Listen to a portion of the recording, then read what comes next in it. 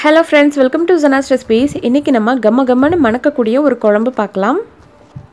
நாட்டுக்கோழி குழம்பு பார்க்க போறோம். 1/2 கிலோ நாட்டுக்கோழி, வெங்காயம் வந்து சின்ன வெங்காயம் ஒரு 1/4 கிலோ, தக்காளி பாத்தீங்கன்னா பழுத்த பழமா 4, இஞ்சி பூண்டு பேஸ்ட் கொஞ்சம் தாளிக்கிறதுக்கு. அடுப்புல ஒரு குக்கர் வச்சுக்கோங்க. தேவையான அளவுக்கு கடலெண்ணெய் சேர்த்துக்கோங்க. பட்டை கிராம்பு எல்லாத்தையும் சேர்த்து பொரிய விடுங்க. நல்ல வாசனையா இருக்கும். பட்டை கிராம்பு எல்லாம் பொரிஞ்ச உடனே நறுக்கி வச்சிருக்க சின்ன வெங்காயத்தை சேர்த்து நல்லா வதக்குங்க.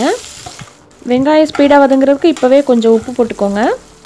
அதுக்கப்புறம் 1/4 டீஸ்பூன் மட்டும் மிளகாய்த்தூள் இப்போ சேருங்க. வெங்காயம் வந்து நல்லா பொன்னிறமாக வதங்கிருச்சு. இப்போ வந்து தட்டி வச்சுருக்க அந்த இஞ்சி பூண்டு பேஸ்ட்டை வந்து இதில் சேர்த்துக்கலாம். நாட்டுக்கோழி அப்படிங்கிறனால கொஞ்சம் கூடவே சேர்த்துக்கோங்க.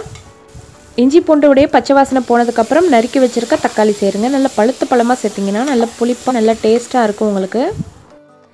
வெங்காயம் தக்காளியை பார்த்தீங்கன்னா ஒரு 5 நிமிஷம் மூடி வச்சு நல்லா மசிய விடுங்க. அதுக்கப்புறம் மஞ்சத்தூள் போட்டு க்ளீன் பண்ணி வச்சுருக்க அந்த நாட்டுக்கோழியை வந்து சேருங்க. சேர்த்துட்டு வதக்கி விடுங்க நல்லா.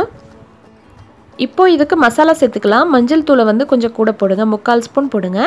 அதுக்கப்புறம் உங்களுக்கு காரத்துக்கு ஏற்ற மாதிரி மிளகாய் தூளை வந்து கூடவோ குறைச்சோ போட்டுக்கோங்க. கொஞ்சம் கூட போட்டிங்கன்னா நல்லாயிருக்கும். அதுக்கப்புறம் மல்லித்தூள் போடுங்க. மல்லித்தூளில் பார்த்தீங்கன்னா நாங்கள் வந்து மிளகு ஜீரகம் எல்லாத்தையும் சேர்த்து தான் அரைச்சிருப்போம்.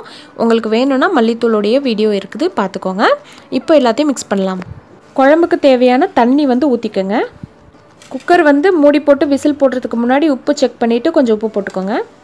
நாட்டுக்கோழி அப்படிங்கிறதுனால ஒரு 3 விசில் வச்சுட்டு தம்மில் வச்சுட்டேன். இப்போ ஓப்பன் பண்ணி பார்த்தா நல்லா வெந்திருக்குது பாருங்கள்.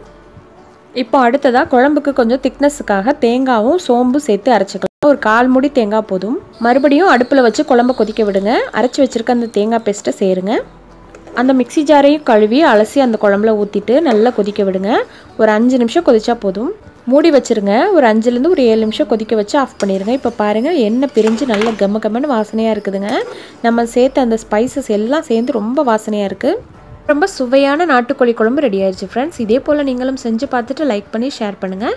தேங்க்யூ. தேங்க்ஸ் ஃபார் வாட்சிங்.